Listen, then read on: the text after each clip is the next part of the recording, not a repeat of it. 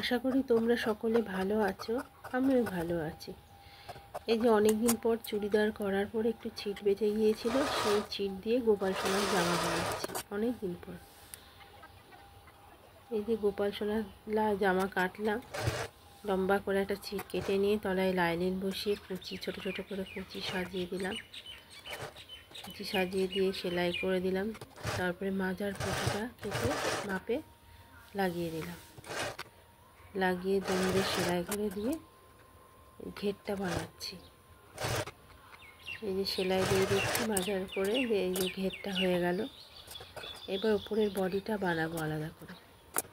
তার জন্য লাইনিং কেটে নিয়ে উপরে ছিটটা বসে দিয়ে এই যে গলার কাছটা একটু লম্বা করে কেটে নিয়ে চারপাশটা একটু সেলাই করে নিলাম, লাইনিংয়ের সঙ্গে জয়েন্ট করে।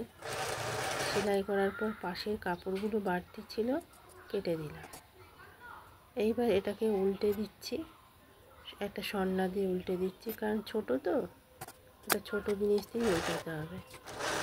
উল্টে চাপ সেলাই দিয়ে দিলাম। চাপ সেলাই দিলে জিনিসটা চেপে ভালো থাকে।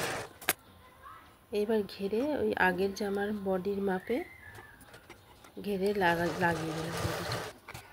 কারণ আগের জামাটাও আমি বানিয়েছিলাম, আগের জামাটা গোপাল সোনার খুব ফিটিংস হয়েছে। এবার কেনা জামাগুলো ফিটিংস হয় না, তৈরি করা জামাগুলো ভালো ফিটিংস হয়, দেখতেও সুন্দর লাগে। এবার দড়ি লাগিয়ে দিলাম ঘেরে। দেখেন জামাটা কেমন হলো দেখুন। এবার গোপাল সোনাকে এই জামাটা পরাবো। জামাটা তৈরি করার সময় আমি রাতেই ধুয়ে দিয়েছিলাম। এই যে সকালবেলায় সোনাকে চান ধান করিয়ে এই জামাটা পরিয়ে দিলাম, নতুন জামা। মাজায় দড়িটা টাইট করে বেঁধে দিলাম। সবাই বলবেন কেমন লাগছে আমার গোপাল সোনাকে, কমেন্ট করে। এই যে এবার হাতে চুড়ি পরাচ্ছি, হাতে চুড়ি পরিয়ে কানের দুল পরাচ্ছি। অরেঞ্জ কালারটা খুব ভালো লাগে।